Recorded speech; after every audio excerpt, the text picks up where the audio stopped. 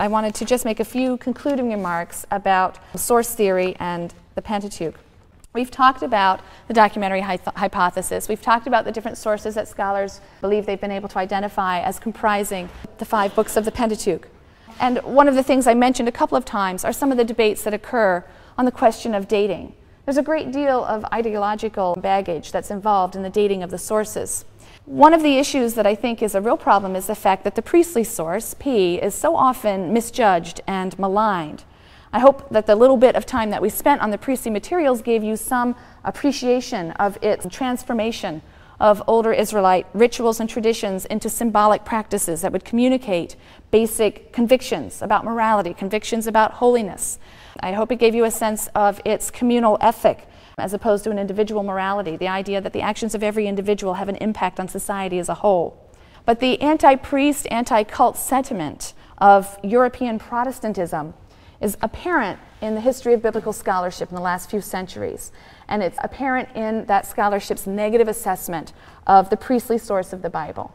So for Wellhausen, the priestly source, which emphasizes cult and ritual, logically, it had to represent a late degenerate stage in the evolution of Israelite religion, because priestly, ritualistic, cultic practices, these are degenerations. These are movements away from true spirit-filled religion in his view.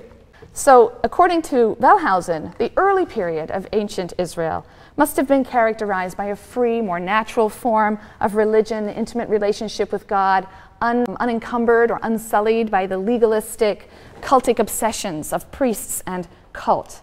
He argued that in 586, with the destruction of Jerusalem and the people were taken into exile in Babylon, that was when, in Babylon, the priests were able to assume control, and they were able to play on the exiles' overwhelming feelings of guilt and failure.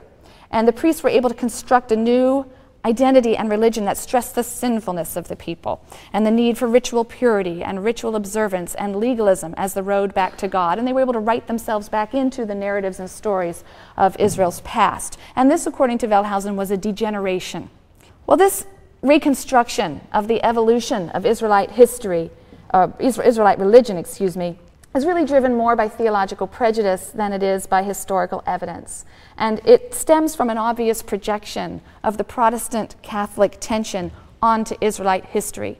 It also is driven very much by a successionist account of Judaism as being something that was moribund at the time of Jesus. Jesus came and revived this as a spirit-filled religion again when it had decayed and withered and degenerated like a dead tree, as Wellhausen refers to it.